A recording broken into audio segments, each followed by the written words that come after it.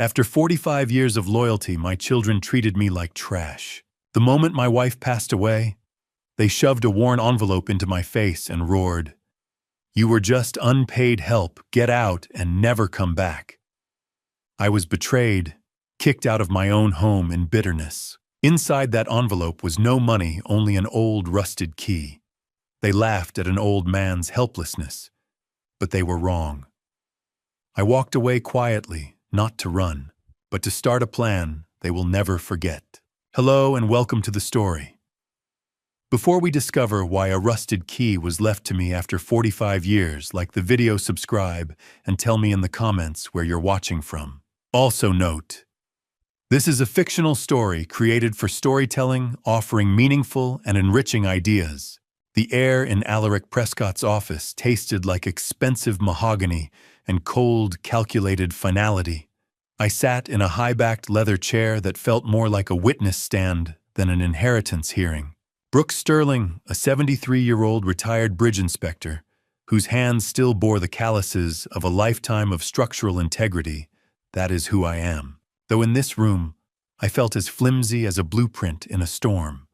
My wife Elena had been gone for 2 weeks, and the heavy silence of the office seemed to be measuring my worth. Alaric Prescott, a maritime lawyer with a voice like grinding stones, held the heavy cream envelope that would change my world. He looked at me with a professional pity that made my stomach churn with stale coffee. Standing by the window was Griffin Sterling, 58. A man with the posture of one who already owned the skyline, his venture capital eyes already liquidating my 45 years of service into a line item. Beside him, Leona Sterling, 56, and sharp-edged in her designer suit, tapped a manicured nail against the mahogany table, her eyes as cold as the luxury suites she managed. Maddox Sterling, at 54, couldn't keep his leg from bouncing, the nervous energy of a hedge fund manager in a losing trade, making him look as unstable as the markets he bet on. Finally, there was Sloane Sterling, the youngest, at 52, checking her reflection in her phone screen with practiced indifference, her mind clearly on her next resort project, rather than the man she was about to make homeless. Alaric cleared his throat, the sound rhythmic like the ceiling fans click above us. He began reading the primary distribution of Elena's $18 million estate. My heart hammered against my ribs as he listed the properties, the shares, and the liquid assets, all being carved up and handed to the 4 people who had treated me like a ghost for decades. Then came the twist that felt like a bridge collapse. Alaric read the section regarding my status. Elena's will officially classified our 45-year marriage as domestic service. Have you ever felt the ground turn into liquid beneath your feet? While a room full of people watched you drown, I was described as domestic staff who had been adequately compensated during my tenure. The law was being used as a scalpel to excise me from her history. Griffin let out a sharp, jagged laugh that echoed against the wood panels, his unnervingly white veneers flashing in the light. He looked at me and said that 45 years was a long time to be a butler for free. Alaric didn't look up as he slid a worn brown envelope across the slick mahogany table. He told me it was my only inheritance. Adequate compensation. 2 words. 45 years. Gone. The insult was a physical weight. Griffin told me to get on with it, because they had a flight to Vegas to catch. Sloane stood up and intentionally left a business card for a low-end senior shelter on the table, sliding it toward me with a smirk. Griffin leaned down, whispering that he had been the one to pressure the grandparents to change the trust structures decades ago, to ensure I never saw a cent. They stood as one, a unified wall of greed, and filed out of the office to celebrate their victory. As Griffin slammed the door, I felt the envelope in my hand. It was heavier than paper, containing something that rattled with the ghost of a metal chime. I gripped the steering wheel of my 20-year-old truck until my knuckles turned as white as the Seattle fog, the brown envelope sitting on the passenger seat like a ticking bomb. The heavy clinical silence of the lawyer's office still rang in my ears, punctuated by the sharp, jagged laughter of my stepchildren. I drove through the winding streets of Madison Park, with a numbness that felt like a secondary skin eventually pulling into the driveway of the mansion I had called home for nearly half a century. The structure loomed over me, a monument of stone and glass that now felt entirely alien. I let myself in through the heavy front door, my footsteps echoing across the marble foyer with a hollow, lonely sound. I retreated to my small library, a sanctuary of dust and floor wax, where the shadows felt more welcoming than the brightly lit rooms Griffin and his siblings were already mentally refurnishing. With hands that refused to remain steady, I tore open the worn brown envelope. I had expected a meager check, a final insult of a few $1,000s, to carry me into a destitute retirement, but instead, a heavy tarnished brass key fell out. It hit the mahogany desk with a dull thud, tied to a small weathered tag by a fraying piece of twine. My breath hitched in my throat as I realized this wasn't money or a legal dismissal. It was a tangible physical piece of metal, cold and heavy in my palm. My life had been a bridge I inspected daily, only to realize the pylons were made of secrets and the asphalt was a veneer of lies. I found a single sheet of Elena's personal stationery tucked inside the folds of the envelope. Her handwriting was unmistakable, elegant, precise, and haunting. "Go to Orcas Island," the note said. "Trust me one last time." I stared at the words until they blurred. Orcas Island was a place Elena mentioned only in passing, a destination for those mysterious wellness retreats she took every third weekend for the last 40 years. I had never questioned her, never suspected that she was building a second world far away from the complexities of the sterling name. If you've ever looked at a photograph of the person you loved and realized you were looking at a stranger, then you know the cold that began to settle in my bones. I realized those retreats weren't retreats at all, but secret journeys to a place she had kept hidden even from me, the man who had supposedly stood by her side through everything.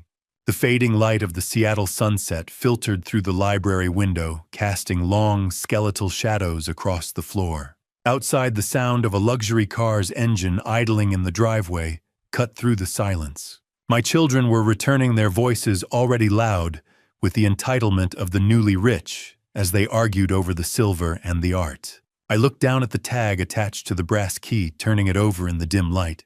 I found a second, smaller note tucked inside the tag's plastic sleeve, written in a tiny, hurried scrawl I hadn't seen at first. "The key isn't for a house, Brooks. It's for the truth." The weight of the metal felt like an anchor in my trembling palm, pulling me away from the wreckage of this house toward a horizon I could barely imagine. I looked at the brass key, then at the single suitcase in my closet.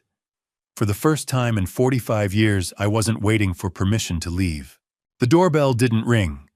The locks just turned, and the Madison Park mansion was no longer a home, but a crime scene of greed. I heard the heavy front doors swing open, followed by the sharp, authoritative click of heels on marble that could only belong to Leona. I moved to the upper wing, the brass key heavy and cold in my pocket, and began to pack with a frantic, silent efficiency. I didn't reach for the heirlooms or the expensive art. I reached for my worn bridge inspection tools, the steel gauges and calipers that had been my true companions for decades.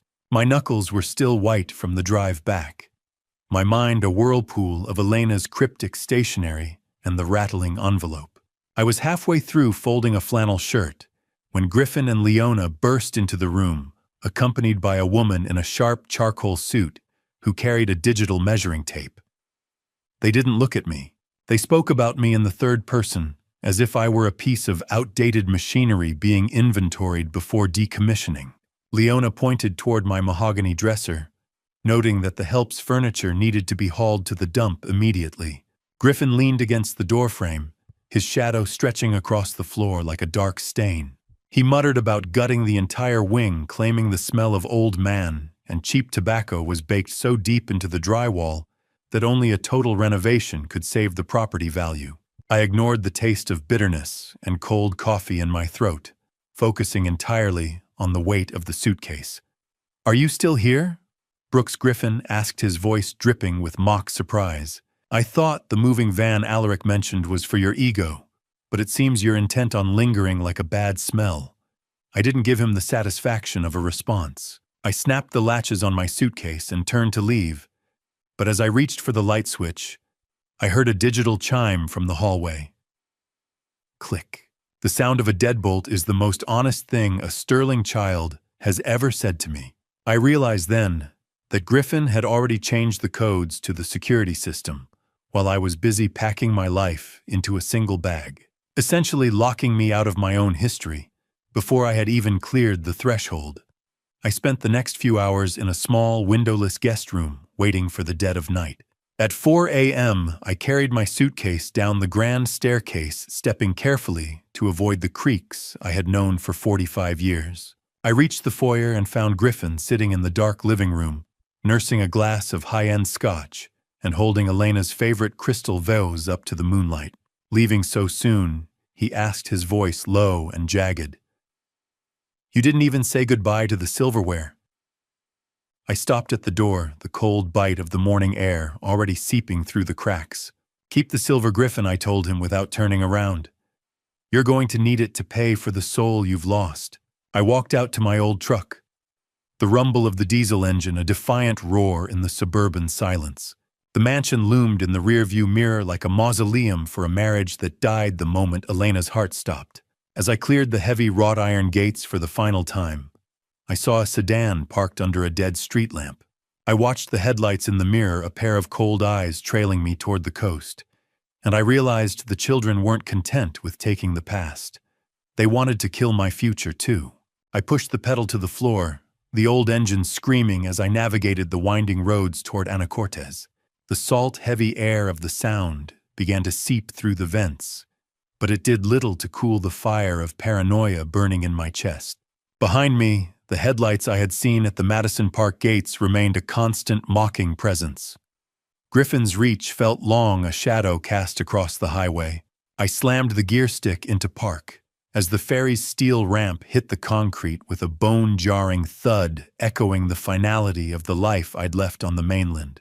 The rhythmic vibrating of the ferry's engine hummed through the soles of my boots, a low-frequency reminder that I was still moving, still breathing.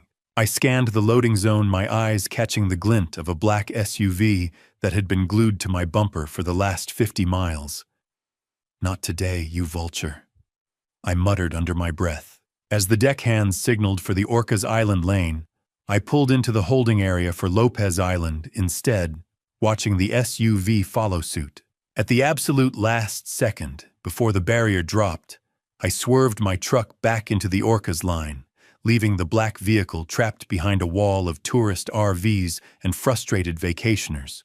A surge of adrenaline-fueled relief washed over me as the ferry pulled away from the dock, leaving my shadow stranded on the mainland.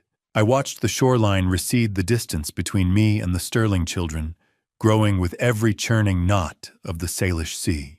How many years of your life have to pass before you realize the person sleeping next to you was actually a chess master, and you were the most protected piece on the board? The question haunted me throughout the 90-minute crossing. When the ferry finally docked at Orcas Island, the world felt different. The air was thick with the smell of damp cedar and rotting pine needles, a sharp departure from the sterile scent of Seattle luxury. I drove off the ramp and immediately spotted her. Saskia Thorne, 70, stood at the terminal on Orcas Island, with a sign that bore my name and a look of profound relief, her silver hair braided tight like a nautical rope. She didn't wait for me to speak. "You're late, Brooks," she said, her voice raspy but steady. "Elena said you'd be prompt." I stared at her, the brass key heavy in my pocket. "She told you I was coming 40 years ago?" I asked. Saskia gave me a knowing look as she led me to a rugged, mud-caked Jeep. "She told me you'd come when the wolves finally bared their teeth," she replied.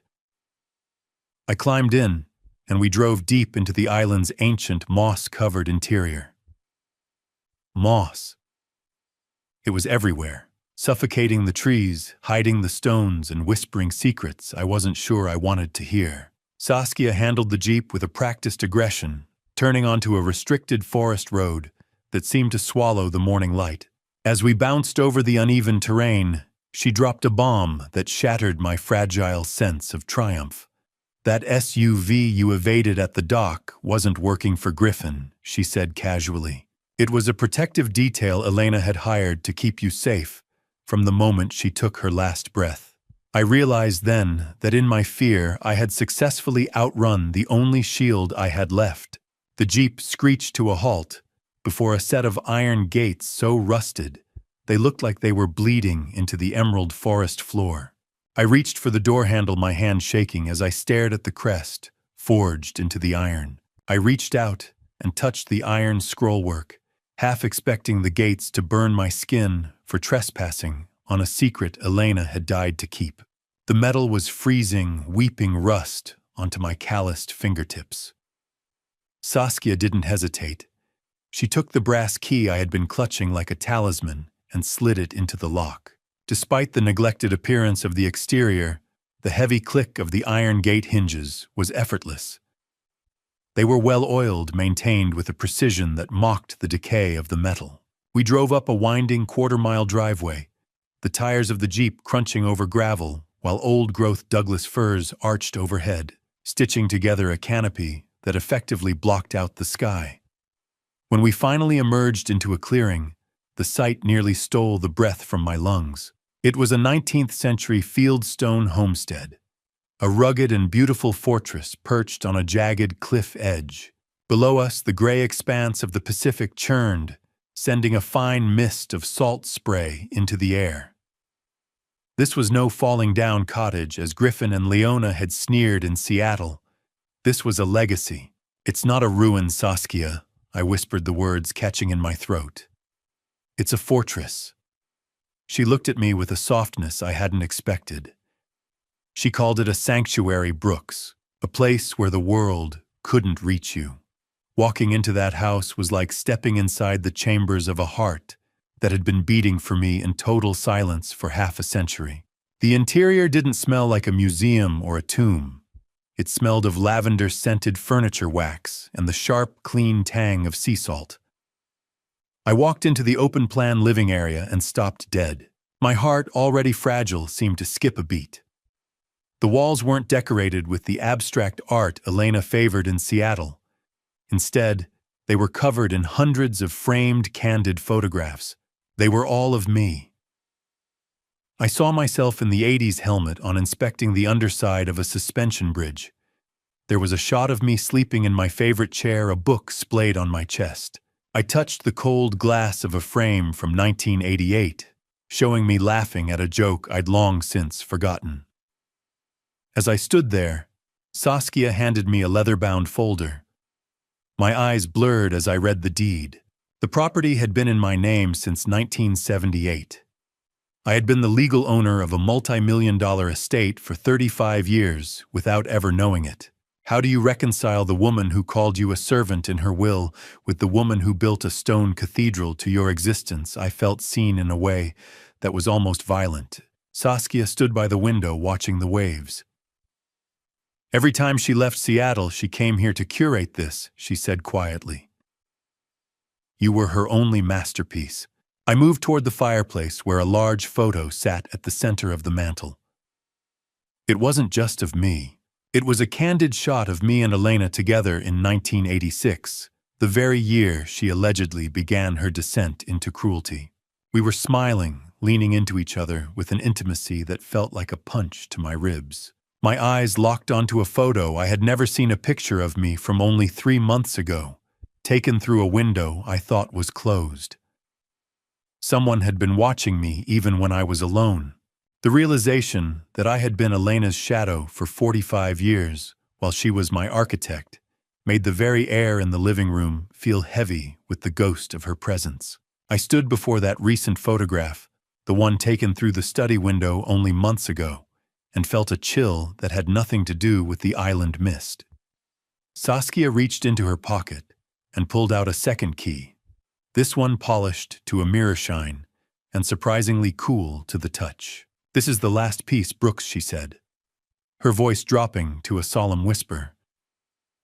The rest is between you and the letters. I took the silver key, feeling its cold, metallic weight. Did she ever talk about me when she was here? I asked, my voice barely audible. Saskia didn't blink. Every single day. Usually while she was writing, I turned away from the museum of my own life and moved toward the staircase. Each wooden step offered a familiar grounding creak as I ascended toward the upper floor, leaving the museum of my physical life for the nerve center of Elena's hidden mind. I stood before the heavy oak door of the study, the silver key poised at the lock. I could sense that turning this mechanism would finalize the death of the man I thought I was, and perhaps birth a stranger in his place. My eyes drifted to the dates. The records in this room didn't span our whole marriage. They began in July 1986. That was the exact month I was promoted to senior bridge inspector. It was a career milestone I'd always celebrated, never suspecting it might have been the trigger for a decades-long defensive maneuver. Silence. Not the empty kind, but the heavy, vibrating silence of a library where every book is about you. I pushed the door open. 3 walls were lined with identical, meticulously labeled binders and sealed envelopes, a monolithic archive of a life lived in parallel to mine. They were organized with the clinical precision of a biotech executive, stretching from that fateful summer in 1986 all the way to March 2021. Exactly 420 letters. One for every single month she had spent being cold, distant, and seemingly indifferent to my existence. If a woman spends 35 years writing to a husband who thinks she hates him, is she a saint or a strategist? On the center of the mahogany desk sat a single thick, cream-colored envelope. Elena's precise, practiced cursive was scrawled across the front, "Read this first." The smell of old paper and a faint trace of ozone from a nearby security server filled my lungs. My hands trembled as I picked it up, the tactile resistance of the heavy paper feeling like a physical barrier between my world and hers. I broke the wax seal, the brittle red shell snapping under my thumb. As the heavy paper yielded a scent I hadn't smelled in decades, Elena's original wedding perfume, a faint floral ghost wafted from the pages like a long-buried prayer. Tucked inside the paper was more than just a confession. My fingers brushed against the hard plastic of a micro SD card and a folded parchment that revealed a detailed map of the estate's hidden security sensors. She hadn't just left me a diary, she had left me a command center. I unfolded the stationery, the sharp rustle echoing in the still room. My heart hammered against my ribs, a rhythmic thud that matched the ticking of the clock on the mantel. The first line of the letter didn't ask for forgiveness. It offered an apology for my survival. The first line of the letter didn't ask for my forgiveness. It offered a cold, clinical apology for the fact that I was still breathing. I sat in the silent study, the heavy scent of vintage perfume from the broken wax seal mixing with the smell of old paper and ozone.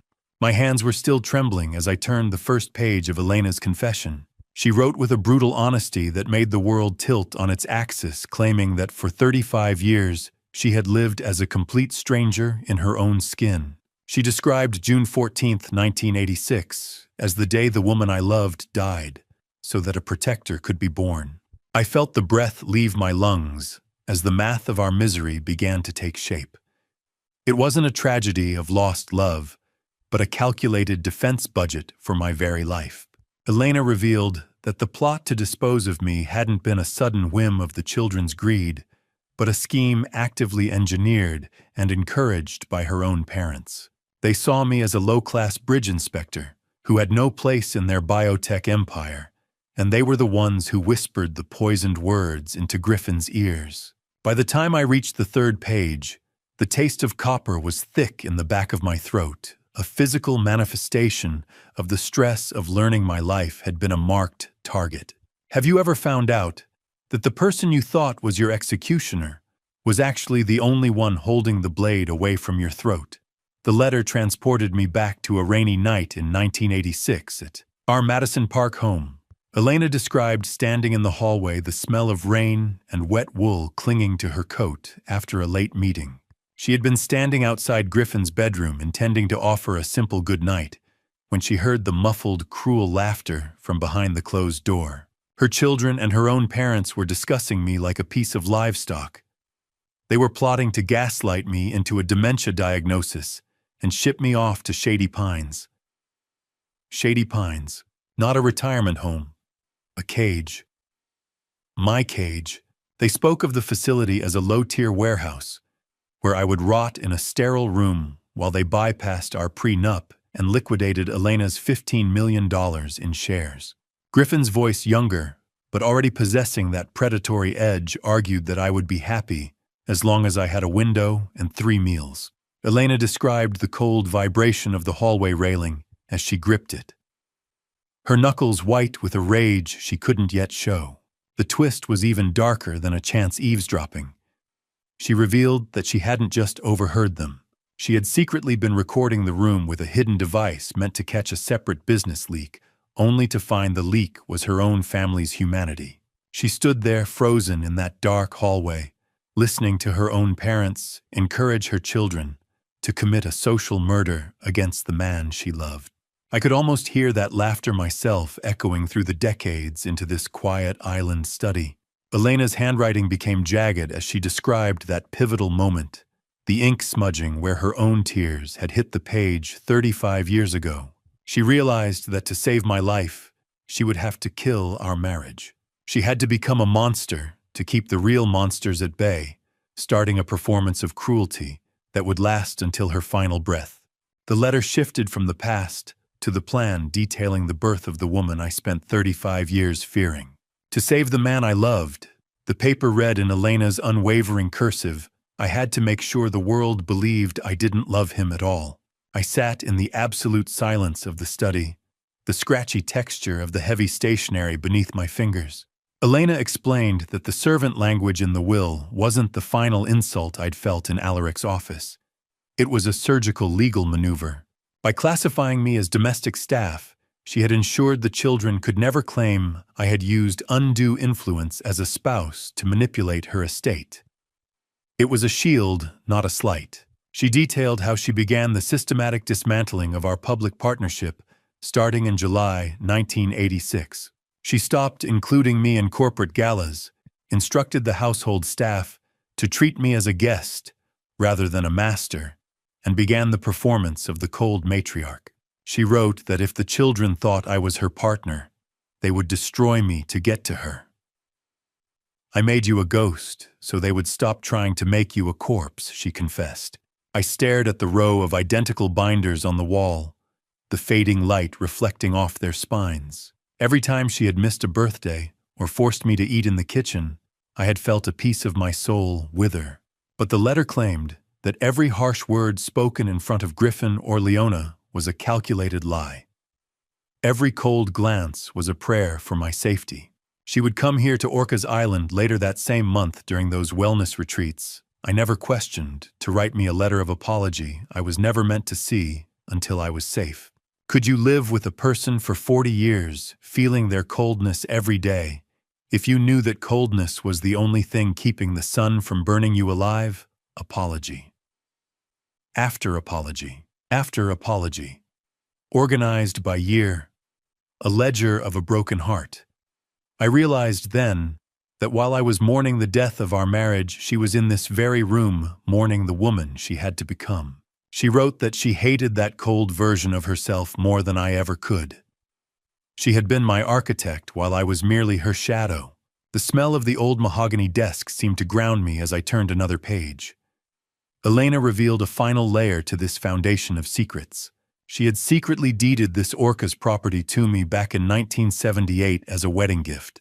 It predated the children's inheritance claims and the family trust's bylaws by years, making the sanctuary legally untouchable and entirely mine. The property wasn't part of her estate. It was an island I had owned in total ignorance while I lived as a ghost in Madison Park.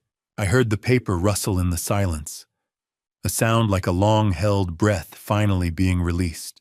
The binders on the walls weren't just records.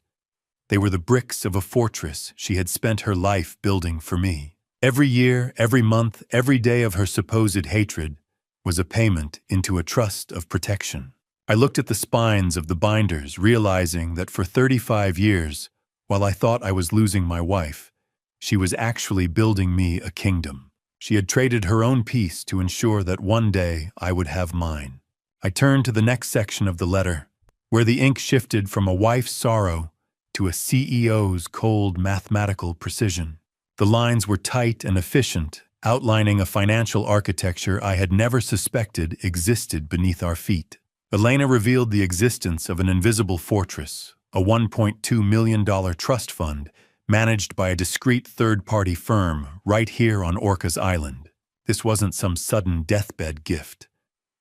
She had been diverting her personal bonuses into this account since 1978, long before the children had reached their majority. The fund was designed to automatically cover every property tax, every utility bill, and provide a monthly stipend for the next 50 years. They think they took everything, but they only took the bait, she wrote. I realized then that while Griffin and the others were fighting over the $18 million estate, they were actually inheriting a poison pill.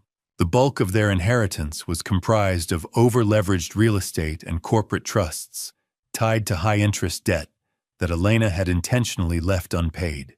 They had the Sterling name, but I was the only Sterling who was actually free.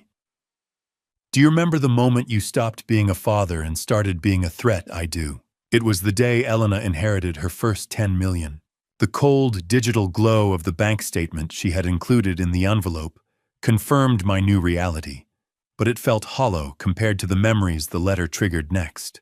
Elena's prose softened, taking me back to the late 70s, the honeymoon years. I could almost smell the oil and grease of a Seattle afternoon in 1976. I was a 28-year-old bridge inspector then, and Elena was a rising star in her parents' firm. I closed my eyes and heard the phantom sound of a small child's laughter echoing in this silent room. I remembered teaching a young Griffin how to fix a bicycle chain in the driveway. "Hold the wrench steady, Griffin," I had told him. "Integrity starts with the small things." I remembered reading bedtime stories to a 7-year-old Sloan, who used to call me Dad without a second thought. We were a real family once Brooks Elena's letter mourned. I had to bury those memories to keep the predators from smelling my weakness. Memory is a bridge with a rusted floor. You have to be careful which planks you step on, or you'll fall straight back into the pain. I felt the salt of a stray tear hit my lip as I read her apology for the years of silence. She had built this island life as a monument to what we used to be, a place where the poison of her parents' greed couldn't reach.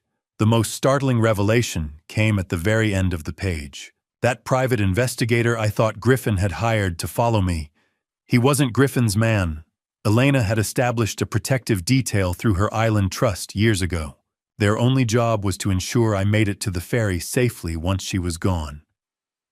I had spent the entire drive in a fever of paranoia, outrunning the very shield she had died to provide for me. I stood up my legs, feeling like lead, and looked at the 3 walls of binders. I reached for the first one labeled July 1986, my fingers brushing the rough texture of the spine, as if I were touching the skin of a secret that had been waiting 35 years to scream. The first binder felt heavier than the 20-page letter, its pages yellowed by the damp island air. I skipped past the early years of verbal barbs and petty thefts, my hands instinctively reaching for the binder labeled 2010, the year the accidents started to feel like executions. I pulled the volume for March from the shelf, my skin crawling, as I located the folder for the 12th. The memory of that morning hit me with the force of a physical blow. I remembered waking up early in the Madison Park mansion, my mind focused on a complex bridge blueprint I needed to finalize. I stepped onto the grand oak staircase, and in an instant, my world upended. My foot lost all traction on the 3rd step, and a sickening slide sent me into a 12-stair tumble. The dull thud of my body hitting the oak echoed in the hollow foyer, leaving me with a shattered wrist and 3 broken ribs that made every breath a jagged blade of pain. At the time, Elena had merely appeared at the top of the landing, looking down at me with a cold, detached efficiency as the paramedics loaded me into the ambulance. "You are getting old, Brooks." She had said, her voice a flat line of indifference. Clumsiness is a luxury we cannot afford in this house. I remember whispering back that I didn't trip, that I had slid, but she had already turned away. The discovery in the sanctuary study, however, suggested a far darker architecture. I found an SD card taped to the inside of the March folder and inserted it into the laptop with a cold, clinical click of the keys. The screen flickered to life, showing a grainy, blue-tinted night vision recording of our staircase. My blood froze as I watched Maddox Sterling dressed in black and wearing black leather gloves, meticulously applying a coat of industrial-grade lubricant to the 3rd, 4th, and 5th steps. Oil, not olive oil. Industrial-grade, colorless, odorless death. The footage was damning. Maddox looked directly toward the hidden camera lens with a smirk that felt like a needle in my heart. He didn't just wait for me to die. He built the trap. I realized then that the lubricant hadn't been a random find. The records in the folder showed it was purchased using a corporate account Maddox shared with Griffin. They were in it together, a collaborative effort to ensure I didn't survive the spring. Is it possible to love a person so much that you let them break their bones just to keep them from losing their life? As I continued to watch, the video revealed the most painful twist of all. Elena entered the frame 5 minutes after Maddox vanished into the shadows. She didn't clean the stairs. Instead, she knelt by the foyer table and carefully positioned a heavy ceramic vase. I realized with a jolt of horror that she was steering the trajectory of my inevitable fall, angling me away from the sharp marble edge of the table that would have surely crushed my skull. She chose a lesser injury, shattered bones and broken ribs, to prevent the fatal one her own son had planned. I paused the video on her face as she stared at the lubricated steps, her expression a mask of agony that I had mistaken for indifference for 8 long years. I felt physically ill, the sharp, metallic smell of the lubricant, seemingly rising from the digital memory to choke me in the present. My children wanted me dead, and my wife had stood by to watch me break, believing it was the only way to keep me alive. The next folder was thicker, its label written in a red ink that felt like a warning. I pulled a grainy, high-contrast photo from the August 2011 folder, a jagged, severed brake line that looked less like a mechanical failure and more like a surgical strike. The sharp, metallic scent of the oil in the photograph seemed to trigger a phantom memory of burnt rubber and hot asphalt. I was transported back to that terrifying afternoon in Seattle. I remembered the exact moment the brake pedal of my vintage truck hit the floorboard, without a hint of resistance. The panic was a cold spike in my chest as I swerved to miss a school bus, the screech of tires screaming against the pavement before a bone-shaking impact with a concrete barrier threw me forward. At the time, I was merely shaken and confused, but Elena's arrival had been the true blow. She didn't come with a hug or a word of comfort. She arrived with a lawyer and a cold clinical assessment for the police. She told them I was sundowning, that I could no longer be trusted behind the wheel. The brakes just died, Elena. I had pleaded, my hands still trembling from the crash. She had looked right through me. No, Brooks. Your reaction time died. We are selling the truck tomorrow.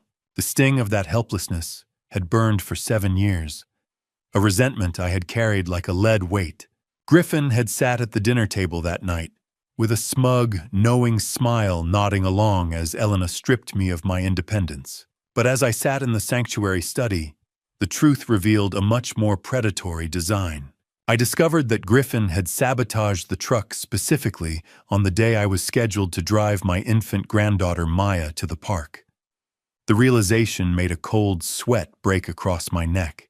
My own son was willing to sacrifice his niece just to ensure my accident looked like a senior's mistake. Crushed. The truck. My pride. All to hide a pair of wire snips. I looked at an invoice Elena had hidden away from a private mechanic she'd hired to inspect the wreckage before the insurance companies could touch it. The report was blunt. The lines were cut with heavy-duty wire snips. A secondary report contained a receipt for a disposal fee. Elena had paid triple to have my beloved truck crushed, immediately ensuring no evidence remained that could tip off Griffin that his attempt had been discovered. Have you ever hated someone for protecting you, only to realize your resentment was the only thing keeping you from seeing the monster in the room? I could almost hear the car crusher's rhythmic groan in my imagination. My anger at her control had been the very cloak she used to keep me from realizing I was a target in my own home. I realized the truck sale wasn't an act of dominance. It was a desperate act of preservation. A final private memo from Elena to herself sat at the bottom of the pile. She hadn't just pocketed the money from the sale. She had moved every cent into the Orcas security fund. She had turned Griffin's murder weapon into the very foundation of my protection here on this island. I turned the page and found a copy of a $450,000 promissory note with my signature on the bottom, a signature I knew with absolute certainty I had never written.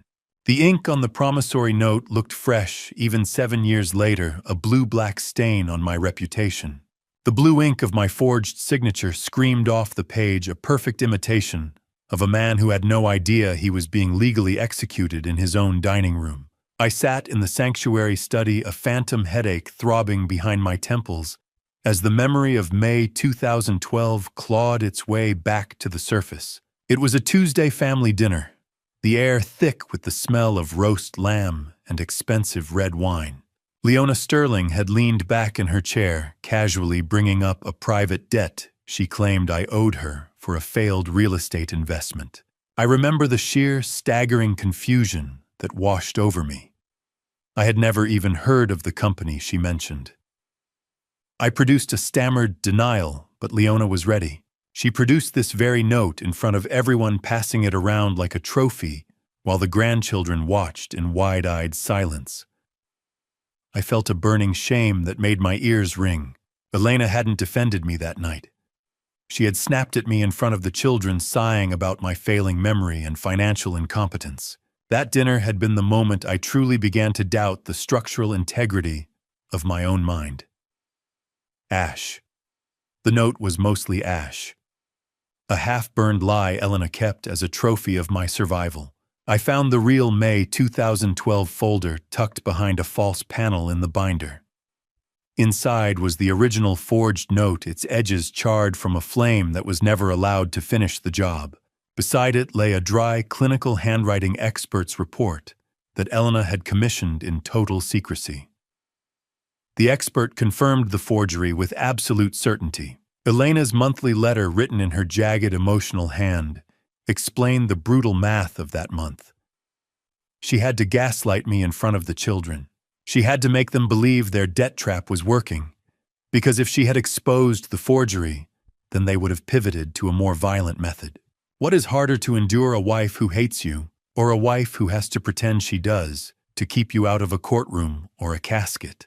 The letter revealed that she had secretly neutralized the debt by paying Leona off with a private gift that carried a lethal non-disclosure clause. But there was a deeper layer to the counter-forgery. Elena hadn't just paid the money. She had forced Leona to sign a full written confession of the forgery as a condition of receiving the funds. I held the confession in my hands, feeling the weight of the leverage Elena had gathered, while I was busy fearing my own shadow. I realized the gaslighting was also a setup for a future legal battle. Elena wanted a house full of witnesses to her own public cruelty, so the children could never claim she and I were co-conspirators in hiding assets. She was building a court-ready defense of her own villainy. She paid them in blood so they wouldn't ask for mine, sacrificing my dignity to buy my safety. I felt a wave of anguish for the woman who had to sit across from me at dinner, watching me crumble while she held the proof of my innocence in her locked desk. I turned to the 2013 binder and saw a small plastic baggie stapled to the first page. It contained 2 identical white pills that I knew were never meant to heal me. The baggie crinkled under my thumb, the sound of a pharmaceutical death sentence echoing in the small study like the rattle of a snake. I stared at the 2 identical white pills inside, feeling a cold moisture bloom on my neck. I remembered 2013 as a year of vibrating horizons and a constant heavy thrumming in my skull. My blood pressure had become a ticking bomb, and the sound of blood rushing in my ears was a rhythmic warning I didn't know how to heed. I relived those mornings at the breakfast table in Madison Park, feeling my face flush and my heart hammer against my ribs, while Sloane Sterling watched me with a clinical, expectant smile. She was my youngest stepdaughter, the one I had read stories to, yet she sat there sipping her orange juice as if she were waiting for a grand finale. Elena had dismissed my blurry vision as old age whining whenever the children were around, her voice a sharp blade of public indifference. "I don't understand why I feel like my head is going to explode," I had whispered to her once in the kitchen. She had simply told me to lie down and stay there. I discovered the truth was far more sinister than aging. Sloane wasn't just acting on a whim of greed. She was using me as a test case for the sugar pill method, perfecting a way to accelerate an inheritance by quietly removing the obstacles. Have you ever sat across from someone you raised, watching them drink orange juice while they waited for your heart to fail? The binder contained the proof I never asked for: grainy black and white hidden camera stills of Sloane entering the kitchen at midnight, her face illuminated by the refrigerator light, as she systematically replaced my lisinopril with those clinical, sweet-tasting placebos. But the horror was matched by a staggering revelation of love. The next set of photos showed Elena entering that same kitchen at 3 in the morning, night after night, for 8 long months. 8 months. 240 nights. One woman standing in the dark with a bottle of truth. I could almost smell the faint scent of her 3 a.m. coffee lingering on the yellowed pages of the binder. Elena would painstakingly swap the sugar pills back for real medication she had procured through an offshore pharmacy. I read her notes about the bone-deep exhaustion she endured, staying awake until the house was dead silent, just to ensure my heart didn't stop in my sleep. I watched my daughter try to kill you 300 times, and 300 times I chose you, her letter confessed. Every pill I placed back in that tray was a minute I stole from death. To keep the children from trying a more violent method, Elena had intentionally left a fake diary entry where she complained about my declining health, leading them to believe their sabotage was working. She was playing a high-stakes game of pretend with my life as the ante.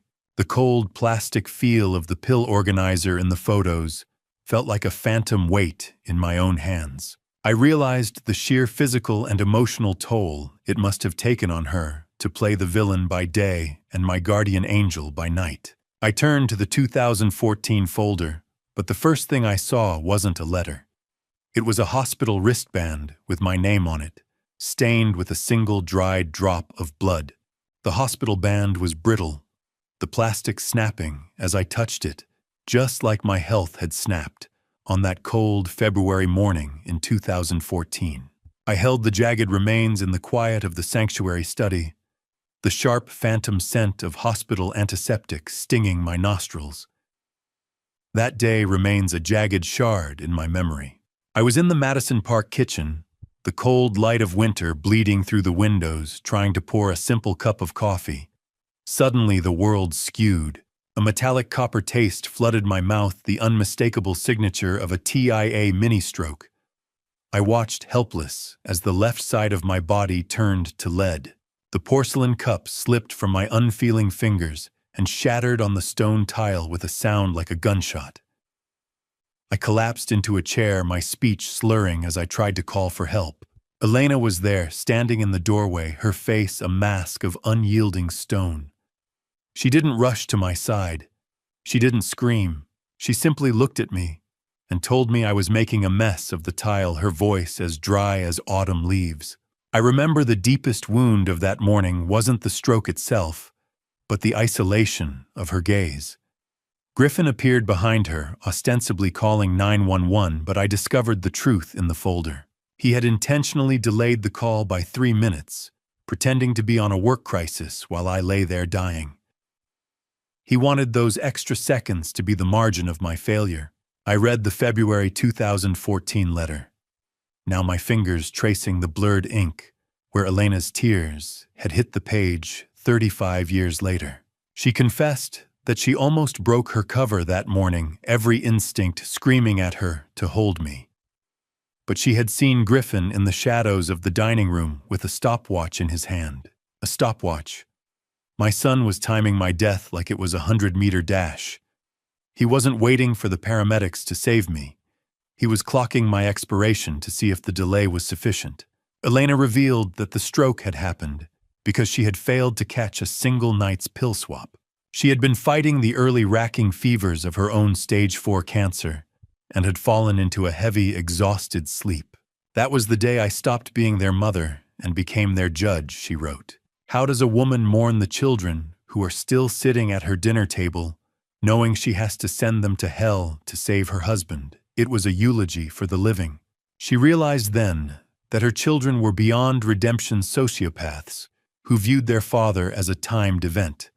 The letter became a frantic blueprint for the months that followed. She began her cancer treatments in secret that same February, realizing her own clock was ticking faster than mine. She needed to finalize the sanctuary to turn this island into a permanent fortress before her strength failed. I felt the weight of her hidden war pressing down on me. While I had been recovering in a sterile ward, she had been fighting 2 different deaths, mine and her own. I turned to the October 2017 folder expecting more of her protective prose, but instead, I found a legal summons. It was thick and cold, a weapon of paper and ink. The children hadn't even waited for her to die before they tried to bury me, legally launching a strike that made the physical attempts on my life look merciful. The legal summons was thick, a weapon of paper and ink designed to strip me of my name and my freedom while Elena was still fighting for her last breaths. I turned the dry, papery sheets with a hand that shook from a mix of indignation and a lingering, bitter taste in the back of my throat. It was October 2017. I remembered the Madison Park mansion feeling like a siege camp. My 4 stepchildren, Griffin, Leona Maddox, and Sloane, had presented a unified front filing to have me declared legally incompetent.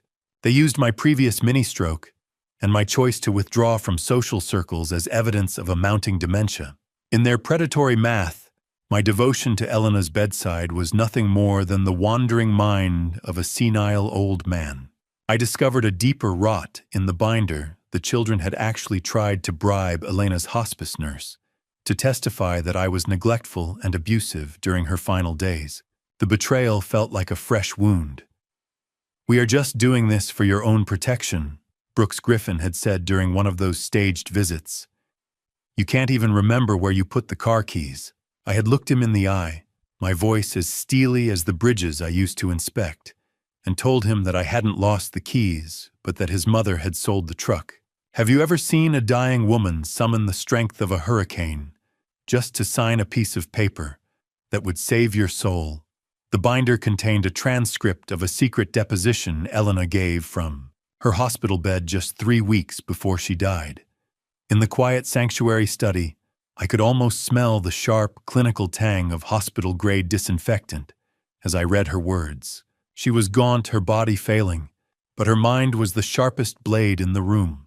She provided the judge with everything: the SD cards of the staircase, oiling the mechanic's reports of the cut brake lines, and the medical logs of the sugar pill swaps. She didn't just defend me, she dismantled them.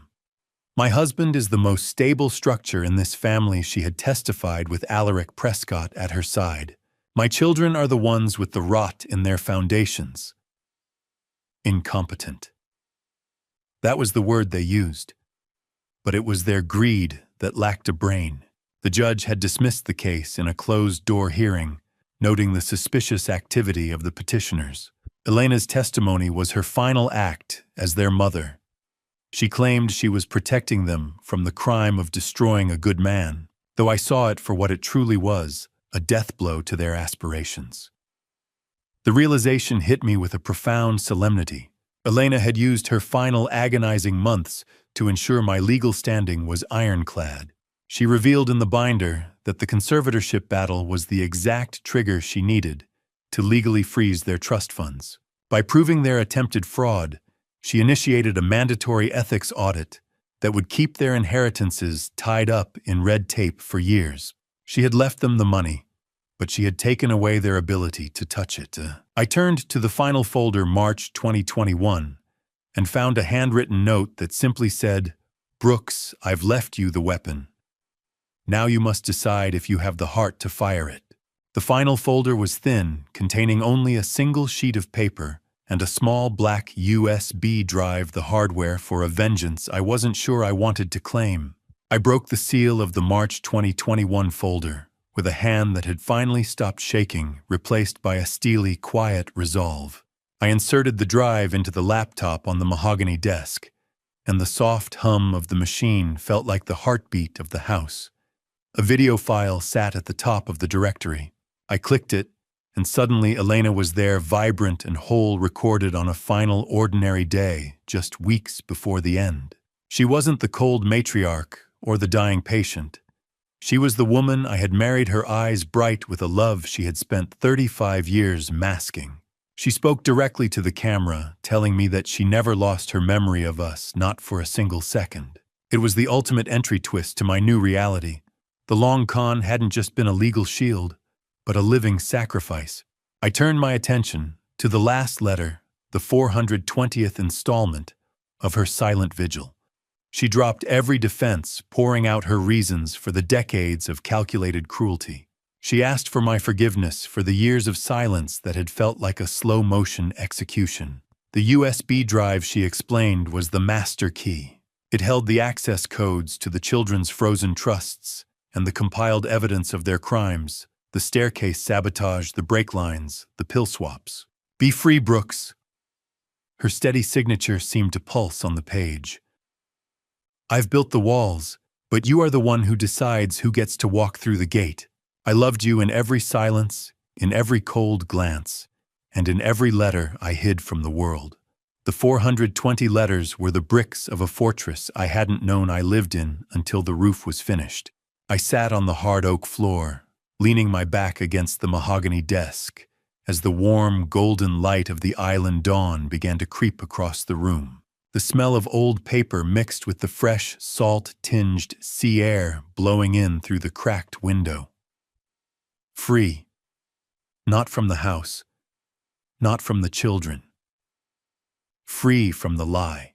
35 years of believing I was a burden, a butler, a mistake, all of it dissolved into a profound, bone-deep peace. I wasn't a victim of a cruel wife. I was the protected treasure of a brilliant one. "You didn't leave me, Elena," I whispered into the morning light. "You just went ahead to finish the bridge." I realized that by giving me the master key, she had performed one final power reversal. I was now the sole trustee of the children's lives. I held the power to decide if they ever saw a single penny of the sterling fortune again, or if they spent their remaining years answering for the blood they tried to spill. The weight of 3 decades of confusion was gone, replaced by a serenity so absolute it felt like a foundation beneath my legs. The world was quiet. The only sound, the distant rhythm of the waves hitting the cliffs below. As the light hit the binders, turning their white spines into a wall of gold, I saw a small, red light blinking on the study's intercom, a signal from the front gate that someone had just breached the perimeter. The intercom buzzed again, a sharp intrusion into the first moment of peace I'd known in half a lifetime. I didn't answer the intercom. Instead, I opened the offshore server link Elena had provided, watching through a digital window as the monsters I'd helped raise began to tear themselves apart in Seattle. The blue, flickering light of the computer screen in the dark study was the only illumination as I scrolled through a curated archive of their recent movements. I discovered that the siblings had already started fighting over my former quarters and the family silver before the will was even dry, their unity as fake as the manufactured tears they had shed at the funeral. I accessed a file from a high-end Seattle steakhouse recorded just 4 days after we buried Elena. On the screen, the smell of expensive cigars seemed to waft through the digital memory. Griffin was loud and boisterous, leaning back with a glass of $5,000 wine. He was toasting to my departure, laughing as he handed out keys to a $500,000 Lamborghini he'd bought on credit.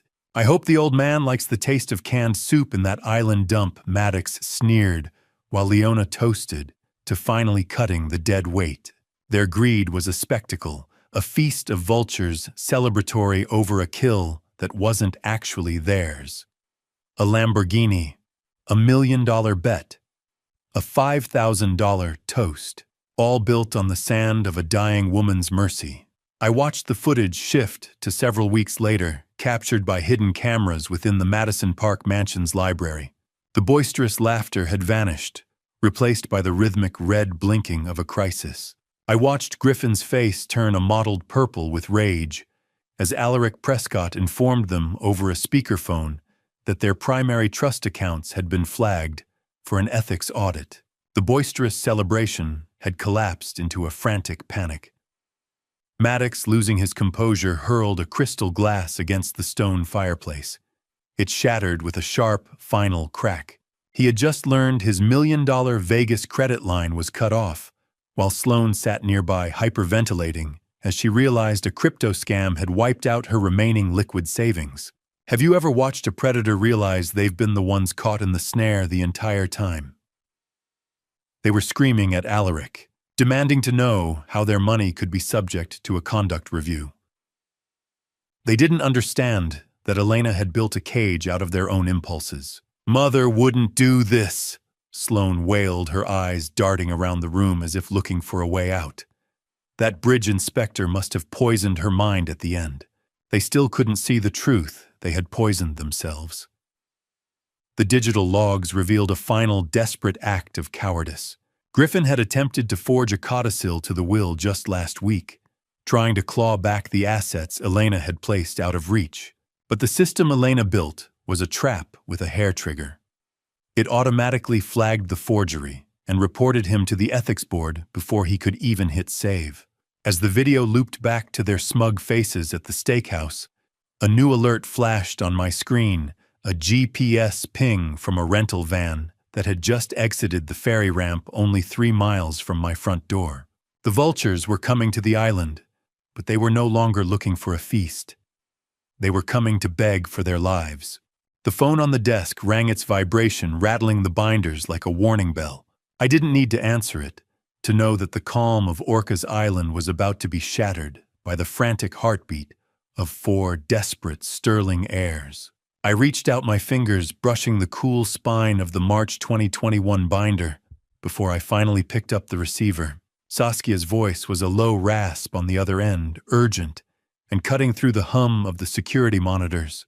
She confirmed what the GPS had already whispered: the rental van was carrying Griffin, Leona, Maddox, and Sloane. They looked frantic and disheveled at the ferry landing.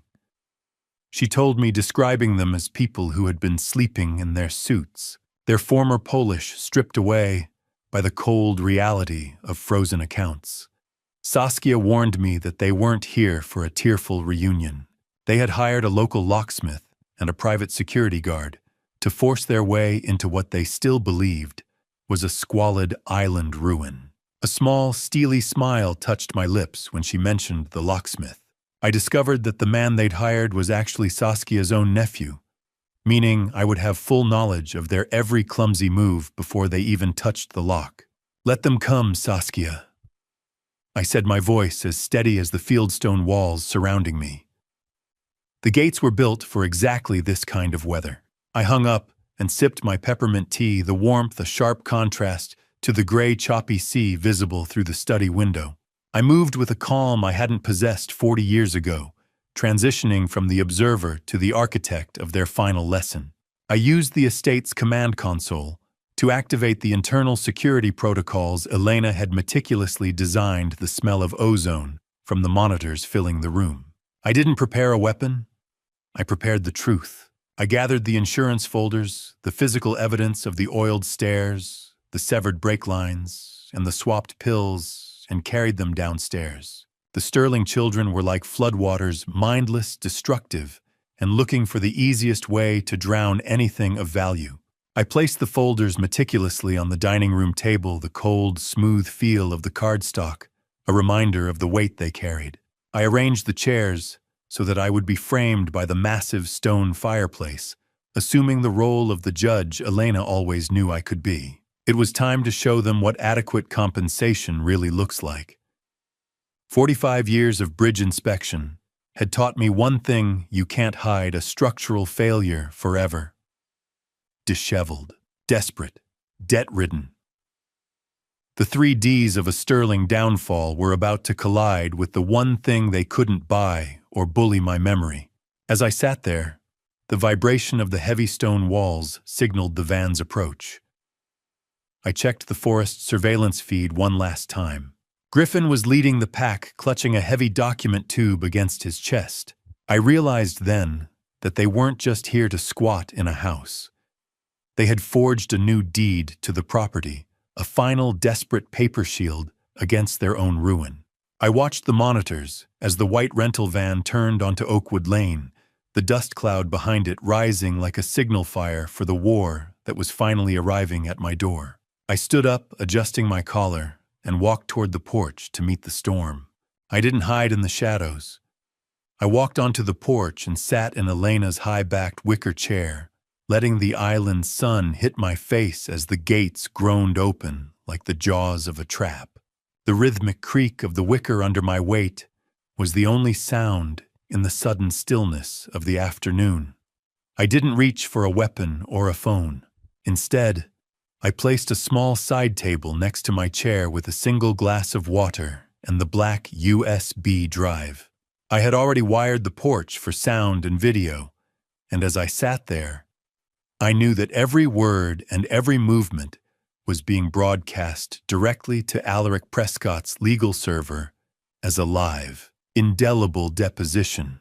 I watched the white rental van crawl up the quarter-mile driveway, its engine struggling and whining against the steep incline.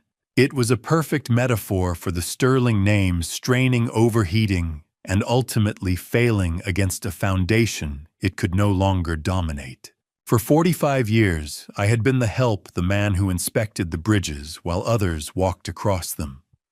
Today, I was the only one who truly belonged on this soil. Just like inspecting a bridge, I told myself you wait for the tension to snap before you call the failure. They think they're coming home, but they're just walking into a courtroom. I took a slow, cold sip of the water, letting the refreshing liquid steady my pulse. I could see the dust cloud rising in the distance, a white shroud for the life they thought they were reclaiming. Before I reveal the truth behind the document tube Griffin is clutching, are you still with me? Choose A if you think I should show them mercy, or B if I should let the evidence destroy them, and add one short reason why, so I can see your perspective. Please note what follows contains recreated details for narrative purposes, as the core message is what I hope stays with you. The van door slid open. The smell of fear and cheap fast food followed them out. The Sterlings had arrived. They emerged like actors from a low-rent tragedy, their expensive suits wrinkled and stained from the journey. Griffin Sterling took the lead, his face already turning a familiar, arrogant shade of red as he spotted me sitting above him. He was clutching that heavy document tube as if it were a scepter, his knuckles white. Behind him, Leona and Maddox looked like ghosts of their former selves, while Sloane hung back, her hand gripped tightly around a small, concealed pepper spray canister. They had come prepared for a fight, but they weren't prepared for the man waiting for them. "You've had your little vacation," Brooks Griffin barked, stopping at the foot of the stairs. "Now get your bags and get off our property," Leona sneered, looking around at the meticulously kept grounds with a confusion that was rapidly turning into fresh greed. "Look at him," she said, her voice dripping with venom. "Sitting there like he's the king of the island. It's pathetic." I didn't stand up. I didn't even blink. Griffin took the first step onto the porch, his eyes locking onto the USB drive on the table. And for a second, I saw the exact moment he realized he wasn't looking at a victim, but at a man holding the detonator. I didn't stand up to greet them. I stayed rooted in Elena's chair, watching the entitlement bleed out of Griffin's face as he realized my silence was a fortress he couldn't bully his way through. I didn't stand up. I didn't even blink. I just watched Griffin's polished shoe touch the first stone step of my sanctuary, the leather scuffed and salt-crusted from his desperate journey.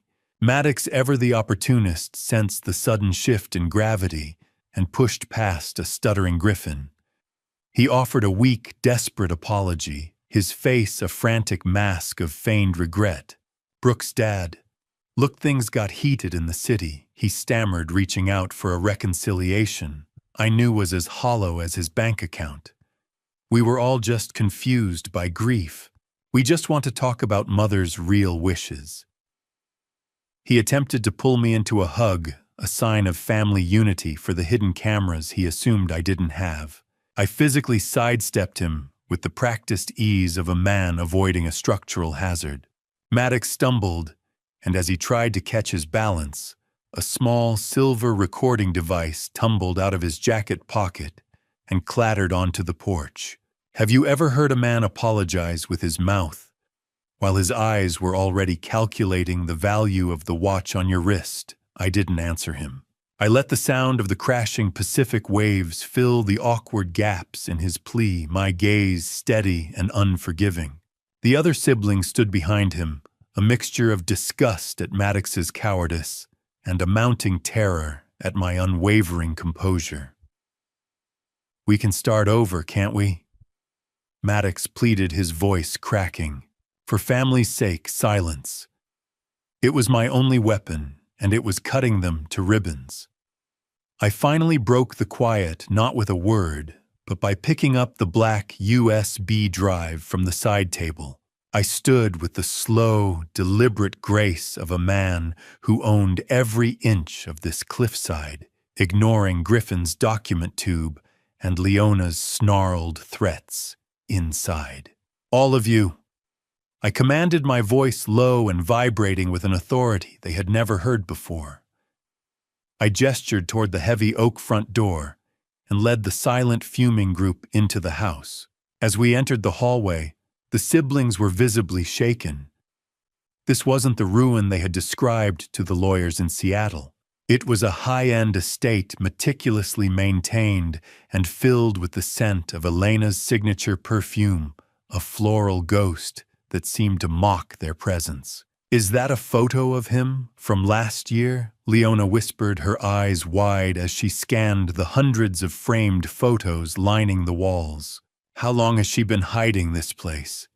They walked with heavy breathing and sweating brows, their expensive but ruined clothes looking absurd against the backdrop of Elena's lifelong devotion to the man they tried to erase. The salt-crusted feeling of their failure seemed to hang in the air like a fog. I reached the end of the hallway and stopped at the study door, the silver key in my hand, feeling cold and smooth against my palm. I turned the lock, the sharp click sounding like a gunshot in the hallway where my children's futures were about to die. I pushed the door open, revealing the nerve center of Elena's long game. The study was exactly as I had left it, 420 binders of truth, standing guard against 4 people built of lies. The study didn't just hold binders, it held the ghosts of the nights my children tried to kill me. And as the lights flickered on, those ghosts finally stepped into the light. I opened the heavy oak door and gestured for the siblings to enter the center of Elena's secrets. They moved tentatively, their frantic energy curdling into a heavy, suffocating dread. I walked behind the mahogany desk, the leather chair creaking as I sat assuming the role of the judge Elena always knew I could be. I gestured to the wall of 420 binders, their white spines standing like a jury in the dim light. "You thought the house was the inheritance, Griffin," I said, my voice cutting through their heavy breathing. "These folders are your real legacy." I picked up the insurance folders and began to methodically lay them out on the desk like a hand of cards, the sound of paper sliding across the wood sharp in the silence. My fingers brushed the cool surface of the black USB drive, a reminder of the power I now held. The entry twist hit them first. I turned over a file showing not just their attacks on me, but evidence of them plotting against each other to increase their individual shares. Maddox blanched as he saw a transcript of Leona suggesting he be handled if he didn't stop gambling away their future. They crowded around the desk, their initial arrogance dissolving into a cold, metallic sweat. Evidence. Not just ink and paper. The scent of my own near death bound in leather. Is that the oil can I used in 2010? Maddox whispered, his eyes bulging as he stared at a high-resolution photo. How did she find it? I didn't answer him. Instead, I activated the wall monitor, the blue light reflecting off their pale, terrified faces.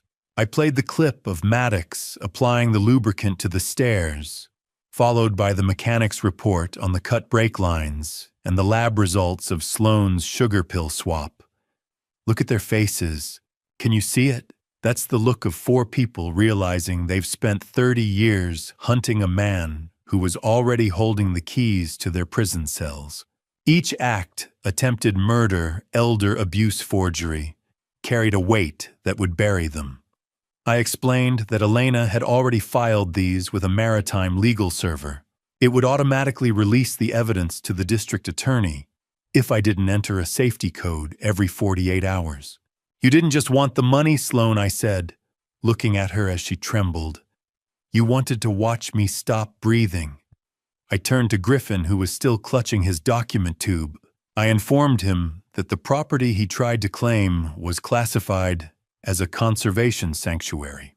It could never be sold for development, rendering his forged deed a worthless scrap of paper, even if he succeeded in removing me. Elena wasn't just a CEO, I told them, my voice cold and absolute. She was a bridge inspector just like me. She found every crack in your souls. The siblings stood in paralyzed silence, the reality of their exposure sinking in like stones in a lake. I closed the last folder and looked at Griffin, whose face had gone from the red of rage to the gray of a man who had just seen his own executioner smile. The silence in the study was no longer a peace. It was a gallows. Do you know what the structural load of a lie is? I asked, my voice cutting through the sound of Griffin's heavy, panicked breathing. I leaned back in Elena's chair, watching as the four of them stood huddled together like cattle in a storm. On the wall monitor, a digital progress bar pulsed blue, a live upload of the USB drive to Alaric's offshore legal server. The state of Washington calls what you did first-degree murder attempt, I said, with a calmness that seemed to terrify them more than a scream. I call it a failure of character. I watched the document tube Griffin had been clutching, like a scepter, hit the floor with a hollow plastic thud. Mother wouldn't, he croaked, his voice cracking like dry wood. She wouldn't send us to prison. I didn't blink. She didn't want you in cages, Griffin, but she wouldn't allow you to remain as you are. I revealed the first blow of their new reality. I had already used the master key to settle their immediate predatory debts. I was now their sole creditor. I owned their mortgages, their credit lines, and their very financial existence. They didn't even have the luxury of bankruptcy. They owed their lives to the man they tried to erase, $20 an hour. From a Lamborghini to a shovel. That is the sterling exchange rate today. I laid the redemption contract on the desk, the paper cold and dry under the study lights. The terms were absolute. Griffin, you will surrender yourself for a pre-negotiated 4-year sentence for the brake line tampering. You'll be a paralegal for the indigent behind bars using the law to help someone other than yourself. Maddox, you'll work the island's construction projects for minimum wage while maintaining strict tested sobriety. Leona and Sloane, you will manage the farm and the future shelter. You will live in the worker cottages at the base of the hill, stripped of your designers and your status. Look at them. They came here to take a house and they're leaving with a job.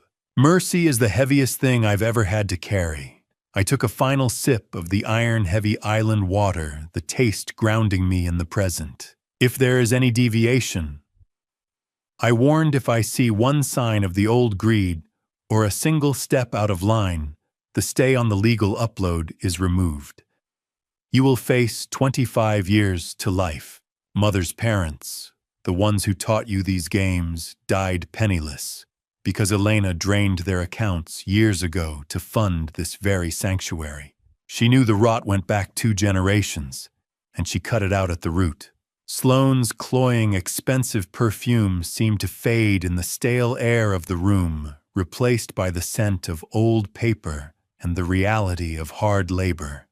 You will earn $20 an hour, I repeated. You will sweat. You will bleed. And you will thank me for the opportunity to become human again. They stared at me in a state of total submission, the shock of their transition from heirs to laborers finally settling into their bones. I stood up and slid the USB drive toward the center of the desk, the small black piece of plastic looking like a hand grenade with the pin halfway pulled. I waited for the first of them to break, for the first confession to crack the silence of the room. The room was so quiet, I could hear the gears of the antique clock on the mantel, each tick a second of their old lives slipping away. I stood up and slid the USB drive toward the center of the desk. The small black piece of plastic looking like a hand grenade with the pin halfway pulled. Sloane was the first to snap. The sound of her designer heels hitting the floor as she fell to her knees was the most honest thing I'd heard in this house since Elena's heart stopped. She broke down into hysterical, ugly sobs, her cloying perfume mixing with the sharp scent of salt and genuine terror. "I didn't want to do it," she wailed, her hands clutching at the mahogany edge of my desk. "Griffin said it was the only way to save our shares. He said you were just an obstacle." She admitted through gasps of air that her failed resort development had left her so debt-ridden that the thought of poverty had overridden her soul. I watched her with a mixture of pity and a strange clinical detachment. Behind her, Griffin, Maddox, and Leona recoiled. They weren't disgusted by her betrayal of me, but by her weakness in breaking the family's wall of silence. "Look at you, Sloane," Griffin hissed, his face a mask of predatory contempt. "You're pathetic. We were this close to the deed." I let the silence stretch, watching the digital upload complete bar glow blue on the wall monitor. Have you ever seen a king realize his crown was made of cardboard while his kingdom burned around him? Griffin's eyes darted toward the monitor, then back to the contract on my desk. The transition was visceral. Maddox, sensing the finality of the trap, chose that moment to reveal his own hidden insurance. He pulled a phone from his pocket, explaining that he had been recording Griffin's private admissions of fraud and break-line sabotage for months, just in case he needed leverage. The siblings were no longer a unit. They were a pile of dry timber, and I was the match. One by one, they realized the forged deed was a worthless scrap of paper against the weight of the folders I had laid out. The pen, a simple plastic bic, might as well have been a death warrant for the people they used to be. Griffin was the last to yield. His hands shook with a violent tremor as he picked up the pen to sign the redemption contract. By signing, he accepted a 4-year prison term for the truck sabotage, while his siblings bound themselves to the island's labor. "You're a monster, Brooks." He spat the ink, scratching harshly against the heavy paper. "Worse than mother." I met his gaze with the calm of a man who had seen every bridge failure imaginable. "No, Griffin," I said. "I'm just the inspector, and your foundation just failed." As they each added their signatures, the sun began to set over the Pacific, casting long purple shadows into the study. The hierarchy had been permanently inverted. I informed them that their phone signals had been jammed since they crossed the gate, a final security layer Elena had insisted upon. They were completely cut off, isolated from the world, and the lawyers they thought would save them. The orange and purple light of the sunset reflected off the picture frames of my life, a silent audience to their downfall. I stood on the porch as the 4 people I had raised walked toward the small worker cottages in the dark, the first frost of autumn beginning to bite at the air they now had to earn. Winter on Orcas Island doesn't just bite the skin. It gnaws at the ego, stripping away the designer labels until all that's left is the raw, shivering truth of survival.